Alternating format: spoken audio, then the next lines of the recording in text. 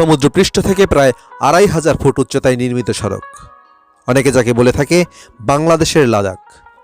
তবে সবুজে মোড়ানো এই সড়ক লাদাখ সড়কের থেকে অনেকাংশেই দেখতে সুন্দর। হ্যাঁ, বলছি দেশের দক্ষিণ পূর্ব সীমান্তের দুই উপজেলা থানচি ও আলীকদমের মধ্যে নির্মিত থানচি আলীকদম সড়কের কথা। ছোট বড় অসংখ্য পাহাড় ভেদ করে ১২ ফুট চওড়া ও ৩৫ কিলোমিটার সড়কটি এঁকে বেঁকে চলে গিয়েছে আলীকদম থেকে থানচি উপজেলা পর্যন্ত। বাংলাদেশ সেনাবাহিনীর নির্মাণ প্রকৌশল ব্যাটালিয়ন ২০০৬ সালে থানচি উপজেলা সদর থেকে আলীকদম উপজেলা সদর পর্যন্ত প্রায় ৩৫ কিলোমিটার দীর্ঘ এই সড়কটির নির্মাণ কাজ শুরু করেন এবং প্রায় ১২০ কোটি টাকা ব্যয়ে নির্মিত এই সড়কটি ২০১৫ সালের ১৪ জুলাই উদ্বোধন করা হয়।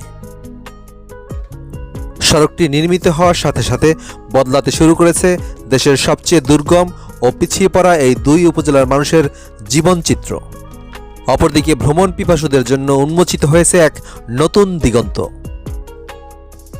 এই ৩৫ কিলোমিটার সড়কের ১৩ কিলো, ২১ কিলো এবং ডিম পাহাড়ে অসংখ্য পর্যটক প্রতিদিন ভিড় করে এর অপার্থিব সৌন্দর্য উপভোগ করার জন্য।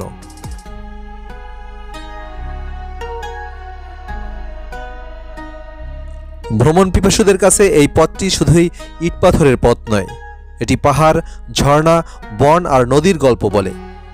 এক পাশে উঁচু সবুজ পাহাড়, অন্য পাশে গভীর খাদ আর বাঁকানো পাহাড়ি পথ, যেন প্রকৃতির বুকে আঁকা এক জীবন্ত রেখা।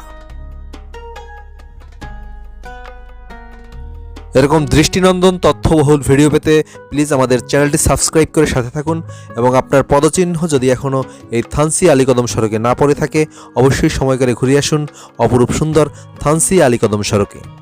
দেখে আসুন প্রকৃত বান্দরবানকে।